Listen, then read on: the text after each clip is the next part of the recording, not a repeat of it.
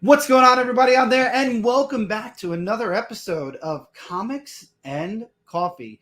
Today, we're going to talk about a book I missed on the Dark Avenger comic book review. However, I must talk about this book. And from the title, you can tell I'm talking about Amazing Spider-Man, issue number 33 of the current volume. We are in the year 2023.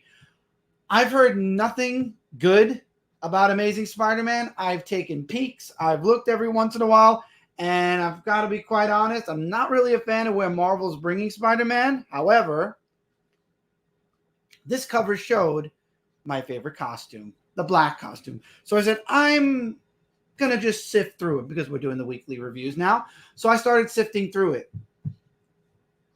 I remember as I was reading the book, I was hanging out with a few of my friends, and I said, oh my God.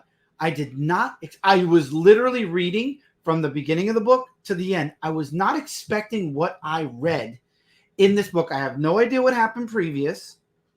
I might be following it further. I don't know. I know that it involved Kraven the Hunter's son, and he did something to Pete, and Pete went after Kraven's son.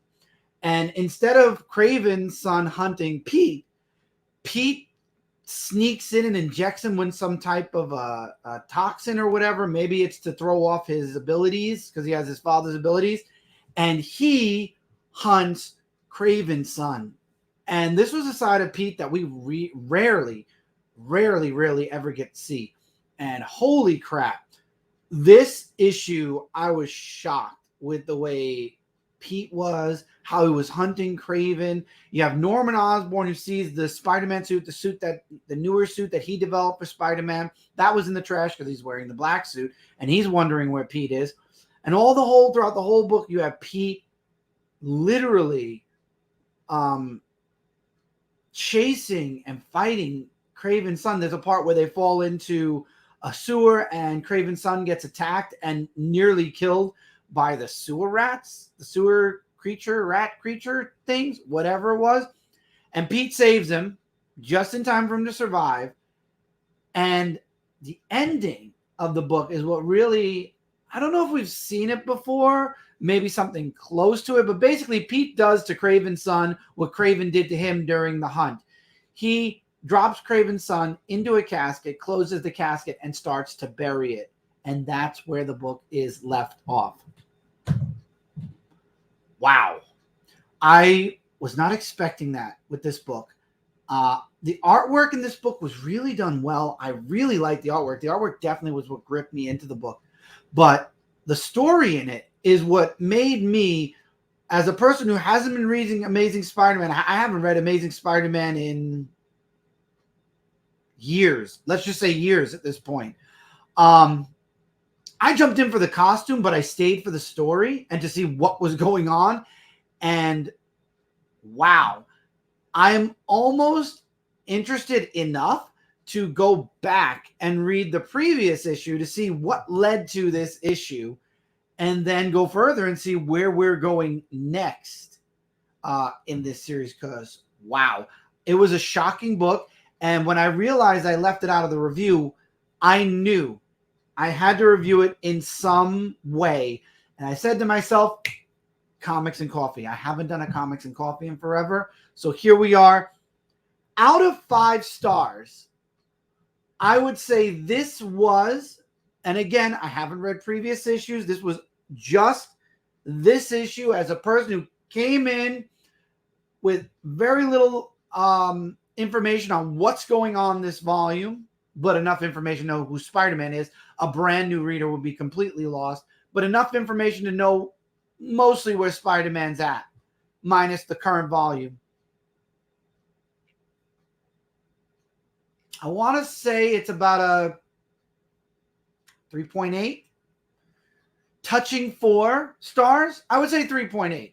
Excellent artwork, excellent gripping story. For somebody who hasn't been reading Spider-Man to come in and read that, I was like, whoa.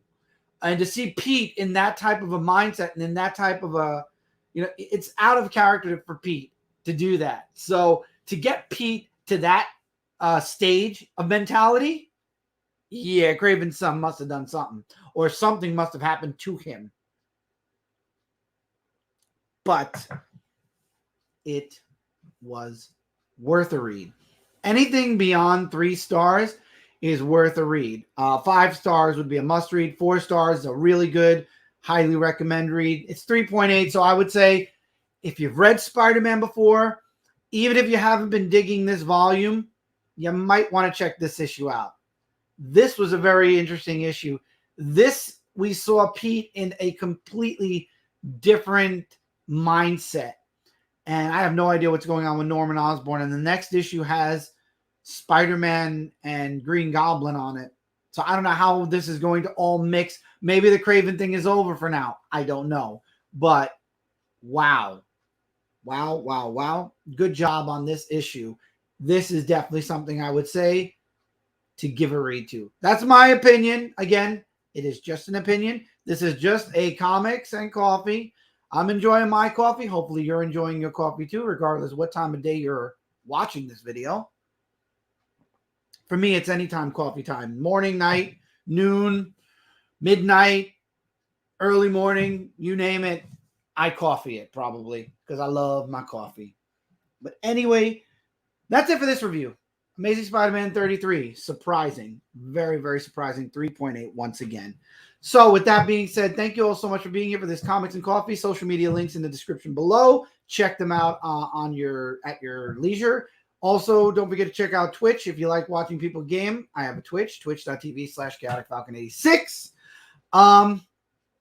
Stay tuned for more videos coming soon. More shorts, more videos. Dark Avenger Live every Monday, 9 p.m. Eastern.